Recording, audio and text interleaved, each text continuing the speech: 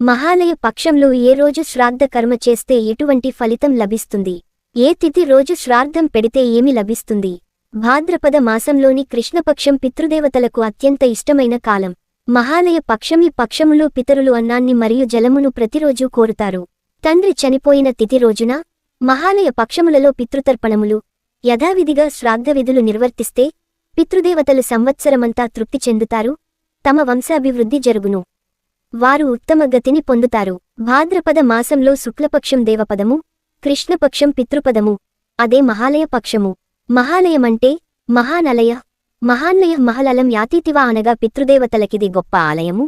పితృదేవతల యందు మనస్సు లీనమగుట, పుత్రులిచ్చు తర్పణాదులకు పితృదేవతలు తృప్తిని పొందుట అని అర్థములు. అమావాస్య అంతరార్థం. అమా అంటే దానితోపాటు, వాస్య అంటే వహించటం. చంద్రుడు సూర్యుడిలో చేరి సూర్యుడితోపాటు వసించే రోజు కాబట్టి అమావాస్య అన్నారు. భాద్రపద అమావాస్య రోజున పితృదేవతలు పుత్రులిచ్చే తర్పణములకు ఎదురు చూస్తూ ఉంటారని ధర్మగ్రంథాలు తెలుపుతున్నాయి. మహాలయ పక్ష ప్రారంభం పితృపక్షం మొదలయ్యే రోజు. ఇక్కడ నుండి వరుసగా 15 రోజులు పితృదేవతలు పూజలకు ఉద్దేశించినవి.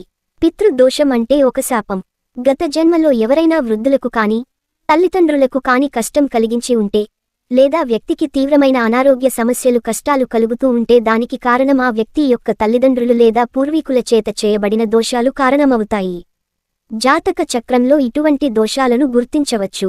పితృదోషాల వలన అనేక రకాలైన సమస్యలు కలుగుతాయి. భాద్రపద బహుళ పాడ్యమి నుండి అమావాస్య వరకు మహాలయ పక్షం పితృరుణం నుండి ముక్తి పొందటం చాలా కష్టం. తల్లిదండ్రులు సంతానం కోసం ఎంత తపిస్తారో వెలకట్టడం సాధ్యం కాదు. పితృగణాల శ్రాద్ధ కర్మ గౌరవప్రదంగా చేయటం సంతానం తప్పనిసరి విధి. శ్రాద్ధకాలం ప్రారంభమైందని తెలియగానే పితృదేవతలు బ్రాహ్మణులతో కూడా వాయురూపంలో భోజనం స్వీకరిస్తారు. సూర్యుడు కన్యారాశిలో ప్రవేశించగానే పితరులు తమ పుత్ర పౌత్రుల దగ్గరకు వస్తారు. ప్రతి మాసంలోనూ అమావాస్య పితరుల పుణ్యతిథిగా భావించబడిన మహాలయ అమావాస్యకు విశేష ప్రాముఖ్యత ఉంటుంది. ఆదరపూర్వకంగా శ్రాద్ధ కర్మతో సంతోషపెడితే వారు తమ సంతత వారి ఆయువు, విద్య, ధనం, సంతానం సమస్తం కలిగి ఉండేట్టు ఆశీర్వదిస్తారు. అన్నదానం ఎప్పుడు చేసిన మంచి ఫలితాన్నే ఇస్తుంది.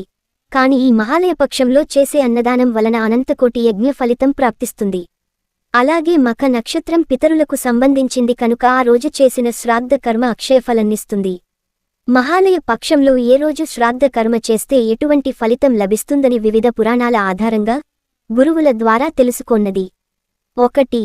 పాడ్యమి తిథి రోజు శ్రాద్ధము పెడితే లక్ష్మీ కటాక్షం కలుగుతుంది. 2. విధియలో శ్రాద్ధము పెడితే సంతాన ప్రాప్తి. 3. తదియలో శ్రాద్ధం పెడితే మంచి సంబంధం కుదురుతుంది లేదా మంచి కోడలు వస్తుంది. 4. చవితి రోజు శ్రాద్ధము పెడితే శత్రువులు లేకుండా చేయును. 5. పంచమి రోజు శ్రాద్ధము పెడితే సకల సౌభాగ్యాలు కలుగచేయును. 6. షష్ఠి రోజు ఇతరులకు పూజ్యనీయులుగా చేయును. 7. సప్తమి రోజు పరలోకంలో ఒక దేవగోష్ఠికి నాయకునిగా చేయును. 8. అష్టమి రోజు మంచి మేధస్సును చేకూర్చును. 9. నవమి మంచి భార్యను సమకూర్చును. గయ్యాళి అయిన భార్య కూడా బుద్ధిమంతురాలుగా చేయును. మరో జన్మలో కూడా మంచి భార్యను సమకూర్చును. 10. దశమి తిథి రోజు కోరికలను నెరవేర్చును. 11. ఏకాదశి రోజున సకల వేద విద్యా పారంగతులను చేయును. 12. ద్వాదశి రోజున స్వర్ణములను స్వర్ణ ఆభరణములను సమకూర్చును.